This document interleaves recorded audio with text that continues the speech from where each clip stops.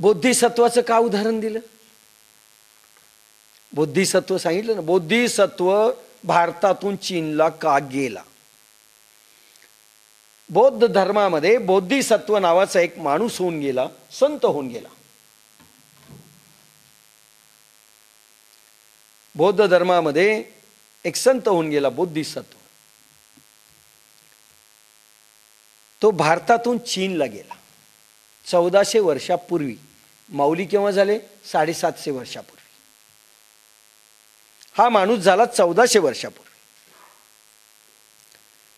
तो भारतातून चीनला गेला. का गेला? भारतात शिष्य नाही मिळाला, भारतात ते गुरु नाही मिळाले जे त्याला हवे होते. लक्षात घ्या. आणि हा प्रश्न भारतात कोणी विचारलेला नाहीये. हा प्रश्न चीनमध्ये आणि जपानमध्ये विचारलाय. तो भारत सोडून का चीनला गेला हा प्रश्न झेन संत आपल्या शिष्यांना विचारतायत. 1400 वर्षापूर्वी हा बोधिसत्व का गेला? बुद्धांच्या ताकदीचा होता.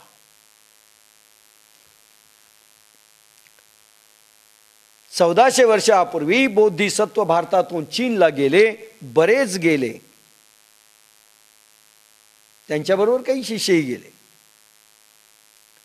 असाधारण व्यक्तिमत्वाचा धनी होता तो. आणि झेन फकीर नेहमी हा प्रश्न विचारतात, तो का गेला? शिष्य किती तयार आहे पाहण्यासाठी.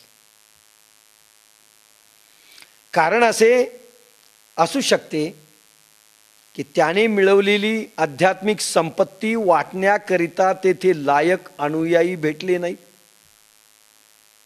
लक्षात घ्या. आता विचार करण्याचा प्रश्न आहे की आध्यात्मिक संपत्ती त्याने जी मिळवली ह्या देशामध्ये वाटण्याकरता लायक लोक मिळाले नाहीत.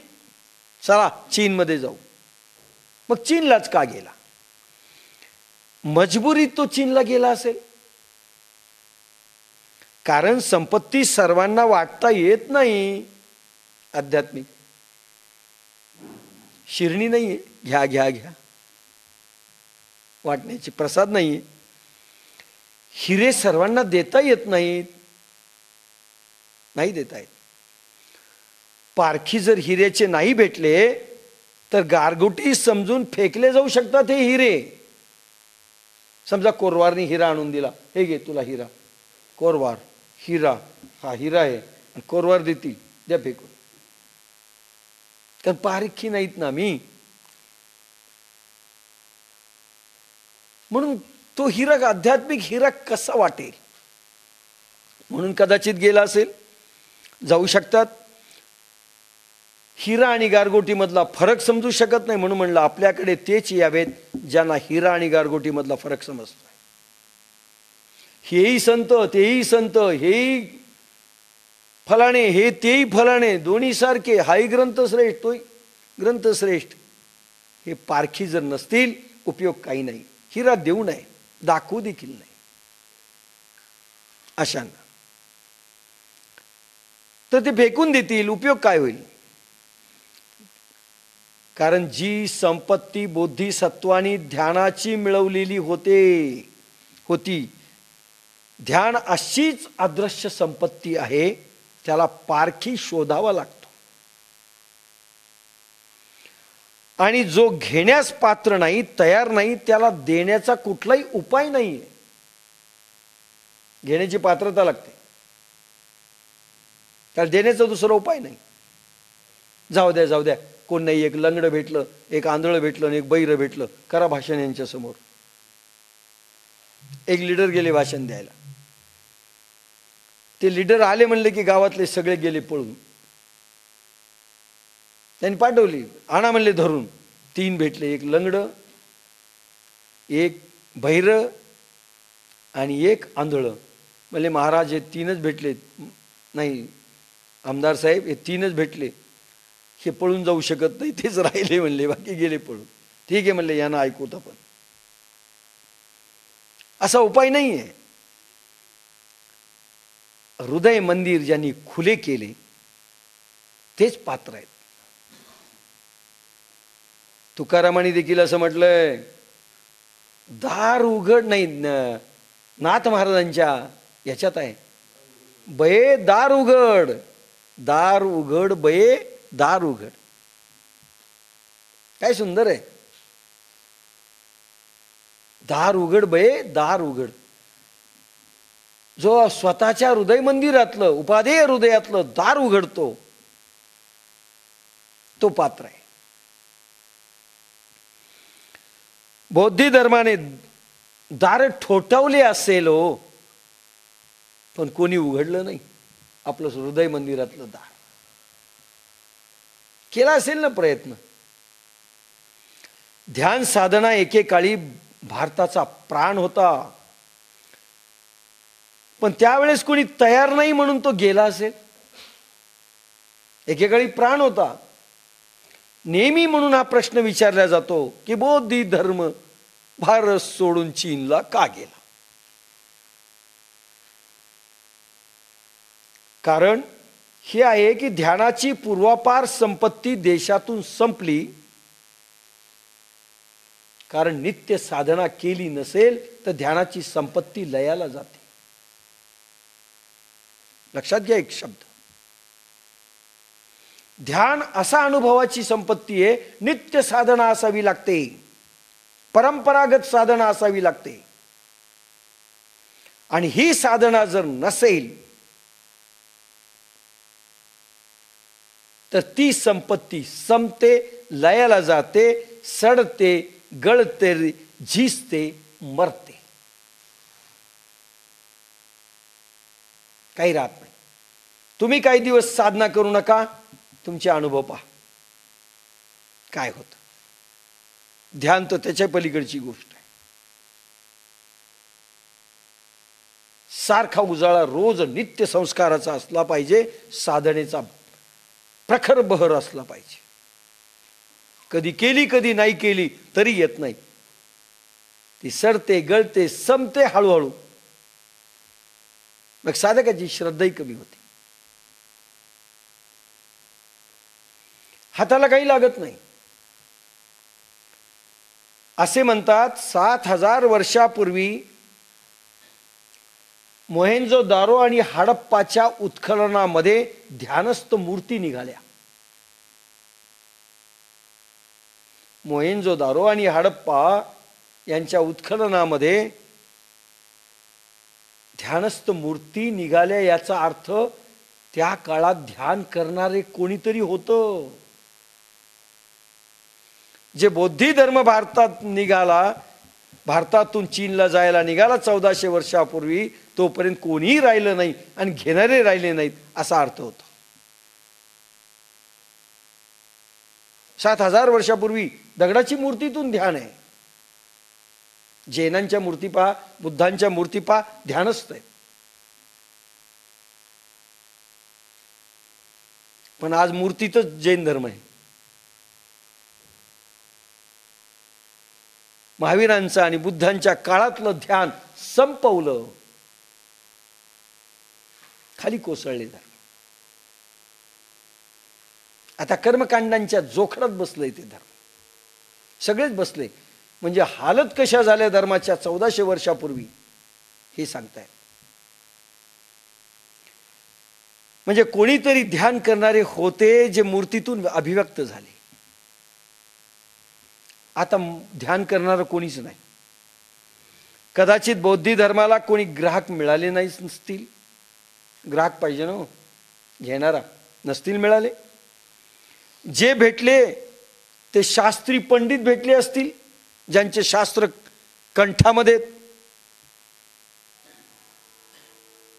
पाठ केलेले, वेद पठन करणारे भेटले असतील, भागवतकार भेटले असतील, कथाकार भेटले असतील, यज्ञ हवन करणारे भेटले असतील, शब्द पंडित शब्दप्रभू भेटले असतील, शास्त्रार्थ करणारे भेटले असतील.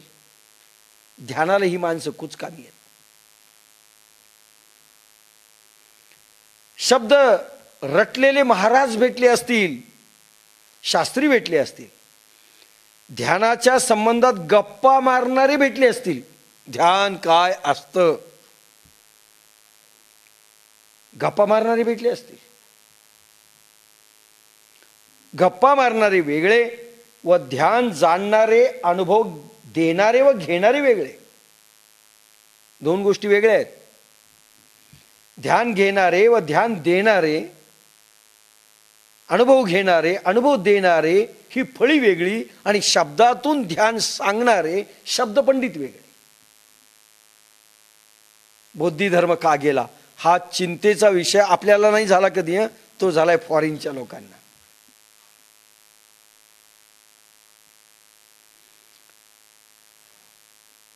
ध्यानाचे प्रेमासारखं आहे. प्रेमाचे असंच बरं का. प्रेमावर तुम्ही निबंध लिहाल, प्रबंध लिहाल, भाषण कराल, पण प्रेम करणं वेगळं. गोपिका काय आहेत सांगायला प्रचंड सांगूत, पण गोपिकेसारखं प्रेम थोडं तरी हे आपल्याला काय जुळतं. नवरा बायकोचं प्रेम काय असावं, नवऱ्याला विचारा एक लेख लिहिल, बायकोला विचारा ती एक लेख येईल, आणि दोघांना प्रेम काही नाही. तुम्ही केलंय का? ते म्हणतो त्याची लायकी पाहिजे ना, ते म्हणतो याची लायकी पाहिजे. मग प्रेमावर भाष्य करणं वेगळं, निरूपण करणं वेगळं, प्रवचन देणे वेगळे, पण प्रेम करणं वेगळं. कारण त्यामध्ये संपून घ्यावं लागतं, स्वतःला ओवाळून टाकावं लागतं, आपला जीव समर्पित व्हावं लागतं, अहंकार समाप्त करावा लागतो प्रेमामध्ये. म्हणजे पहा काय काय करावं लागतं, सोपं नाही. आणि आपण जे बिंदू समान आहोत, समोरच्या सिंधूला समजून, सिंधू समजायचं समोरच्याला, बिंदू नाही. तुम गगन के चंद्रमा मैं धरा की धूल हूं. स्वतः बिंदू, समोरचा सिंधू. तुम गगन के चंद्रमा मैं धरा की धूल हूं. सोपं नाही. आताचं प्रेम तू आणि मी, मी आणि तू, तू तू मी मी, मी मी तू तू, काही नाही. तू कनिष्ठ, मी श्रेष्ठ. मिटावं लागतं, अहंकार संपवावा लागतो, बिंदू सिंधू मध्ये मिळून जावं लागतं. म्हणून सोपं नाही. दुसऱ्याचा उपयोग साध्यासारखा करायचा आहे. तुम्ही साधन आहात, तो साध्य आहे दुसरा, तुम्ही साधन आहात. भगवान साध्य आहे, भक्त साधन आहे. तुम्हाला मिटून जावं लागणार आहे. प्रेमीची हालत तीच आहे. त्याच्यासाठी स्वतःला समर्पण करावं लागतं. कठीण आहे ही गोष्ट. शास्त्रकारांनी ध्यानासंबंधी, ध्यान योगासंबंधी एवढी शब्दात माहिती साठवली की आता ध्यान करायची आवश्यकता नाही असा भाव झाला. त्या काळात झाला असेल. ध्यानयोग सांख्यशास्त्रामध्ये ध्यानयोग आहे, भगवद्गीतेमध्ये ध्यानयोग शब्द आलाय, ऋषी मुनींच्या तत्वज्ञान ग्रंथामध्ये देखील ध्यानयोग शब्द आलाय. असं म्हणतात ज्यावेळी द्वैत अद्वैत, विशिष्ट अद्वैत, अद्वैत अद्वैत, जीव ब्रह्म होतो का? नाही, जीव ब्रह्म होऊ शकत नाही. ब्रह्म वेगळं, जीव वेगळं आहे, दोन द्वैत राहणारच. काही म्हणतात अद्वैतवादी नाही, जीव ब्रह्मच होऊन जातो. असा वादविवाद चालला. आणि शेवटी वादविवाद चालल्यानंतर मग असं म्हणणं आले की नाही, सगळे ऋषीमुनी म्हणे वाद करू नका, ते ध्यान योगानुपश्यन्ते. काय म्हटलं? ते ध्यान योगानुपश्यन्ते. सगळे म्हणले ध्यान योगात जा, ध्यानामध्ये जा आणि पहा बरं ब्रह्मा आणि जीव एक होतो का. ध्यानयोग शब्द वापरले, ध्यान शब्द वापरलाय, पण इतका काथ्याकूट झाल्यानंतर शब्दांचा की अनुभव घेण्याची गरज नाही, असंच जणू काय फक्त निरूपण करण्याची गरज आहे. ध्यान योगात जा, भगवद्गीतेत ध्यान योग आहे, सगळं सांगितलंय. ध्यान योग आहे, ध्यान योग आहे, सगळं सांगितलं, पण ध्यान काय करायचं असतं, कसं करायचं असतं संपवलं. आजही काय भगवद्गीतेचं ध्यान योगावर निरूपण भगवद्गीतेचे प्रवचनकार करतील. ध्यान कसं करायचं याचे जे क्लासेस आहेत ना सध्या, ते काय ध्यानाचे क्लासेस आहेत? शब्द आहे ध्यान. म्हणून आज या देशामध्ये ही स्थिती आहे, त्याही काळात ती स्थिती होती, त्याही काळात होती. ध्यान करायची आवश्यकता नाही असा भाव झाला. बस ध्यानाचं निरूपण झालं, संपलं. अहो ध्यान करा, संपलं. म्हणून बुद्ध महावीरांची परंपरा संपली. त्यांचे शब्द हाती राहिले, ते आज रटतायत सगळे. महावीरांनी काय सांगितलं 2500 वर्षानंतर लिहिलंय. महावीर गेल्यानंतर, म्हणजे महावीर गेल्यानंतर चक्क 2-2.5 वर्षानंतर लिहिले गेलेले ग्रंथ. महावीर काय सांगतात? अरे ध्यान सांगतायत, ध्यान करा ना, माहीतच नाही. महावीर काय सांगतायत त्या ध्यानाच्या पद्धतीचं रटण सुरू झालं. बुद्धांच्या पद्धतीचं रटण सुरू झालं, रटणं सुरू झालं, घोकंपट्टी सुरू झाली, प्रवचनं सुरू झाली. आणि इकडे असंच झालं. भगवान शंकराचार्यांचं, भगवान व्यासांचं, वशिष्ठांची, ज्ञानेशांची ध्यानपद्धती संपवली आहे. आणि फक्त उरले शब्द. शब्द हाती राहिलेत. म्हणून बौद्धी धर्म भारतात खूप फिरला. अहो महावीर ध्यानस्थ बसलेले आहेत. 12 वर्षात फक्त 301 वर्ष जेवलेत. 11 वर्ष उपाशी होते भगवान महावीर. एवढी ध्यानाची संपत्ती कॅल्क्युलेट झालेली होती. आज काय स्थिती आहे? ते तरी बरं झालं, तीर्थंकरानंतर 24 तीर्थंकरानंतर कोणी होऊ शकणार नाही म्हणून जैनांनी डिक्लेअर केलं. छान केलं ते तरी. म्हणजे महावीर कोणी होऊ शकणार नाही. आणि जर महावीर कोणाला होता नाही आलं तर धर्माचं पानिपत झालं की नाही हा दुसरा प्रश्न विचारा.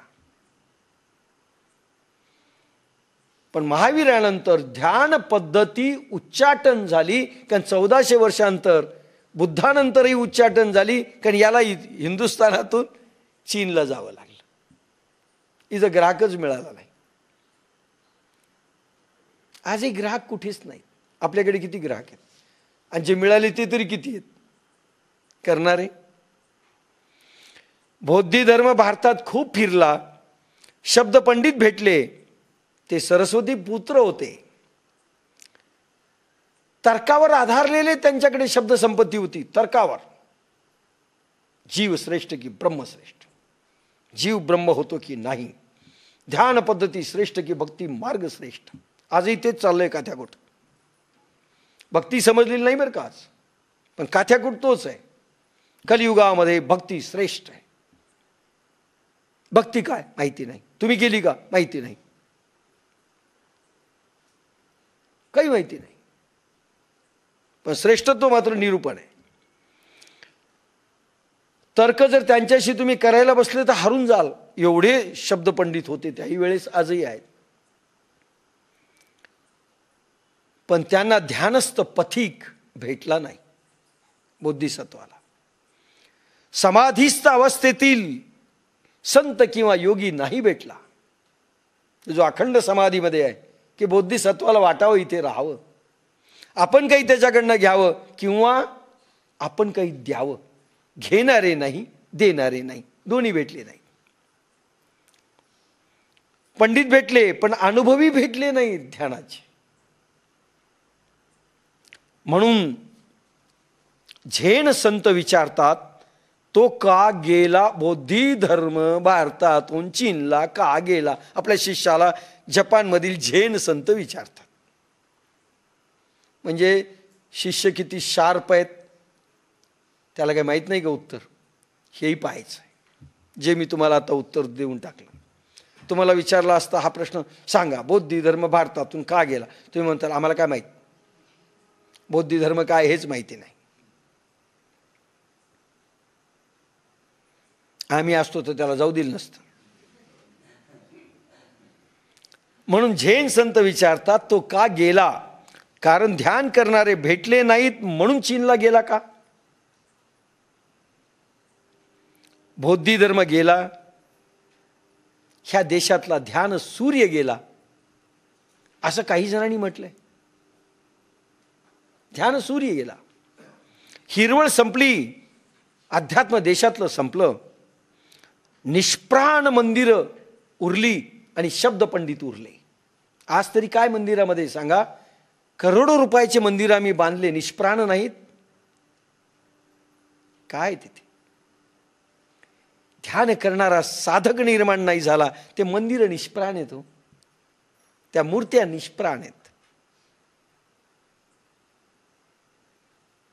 शब्द पंडित उरलेत. पण पुन्हा प्रश्न येतो की तो चीनला का गेला. बर चीनलाच का गेला, दुसरे देश नव्हते का त्याला. मंगोलिया, ब्रह्मदेश, लंका, पाकिस्तान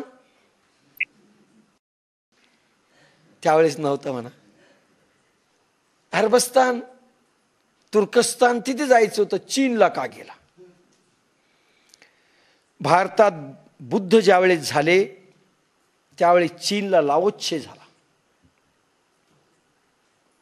लाओत्सेचं उदाहरण एकदा मी नेहमी सांगत असतो.